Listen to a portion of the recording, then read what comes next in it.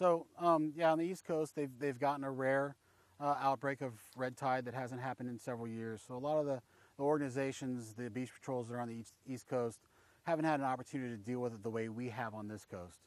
So their quick response is to close the beach down because of possible side effects that they're not aware of.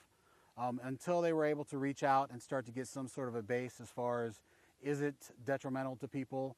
What are the health hazards that may be available to them? If someone has a upper respiratory issue or asthma is really the only real condition that why they shouldn't come to the beach.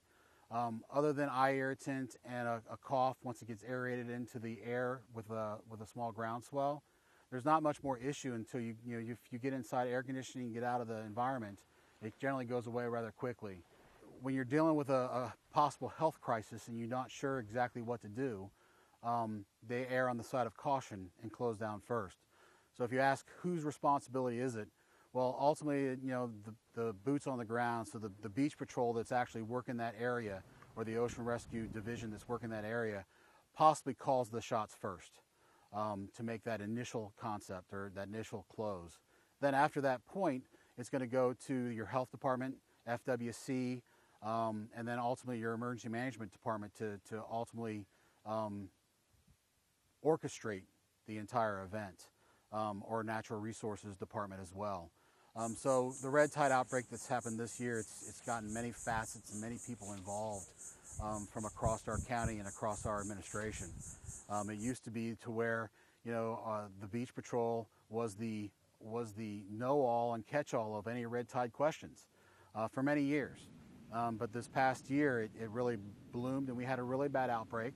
But we never had the need or the necessity to close the beach in this county. Why? Because it's an algae bloom. It's not bacteria. So the beaches that closed on our coast, they closed because the health department had higher levels of bacteria in the water, and so they made a notice to close the water at that time. If the health department comes out and says we have a higher level of bacteria, we will shut the water down until they give us the all green or the all clear. If there's a situation that poses itself that we feel is a health hazard or a risk factor to somebody personally as they come to the beach for that day, our staff will make the decision to close the water on that day, whether it be lightning, whether it be a shark, whether it be some other natural occurrence that we need to shut the place down for safety reasons.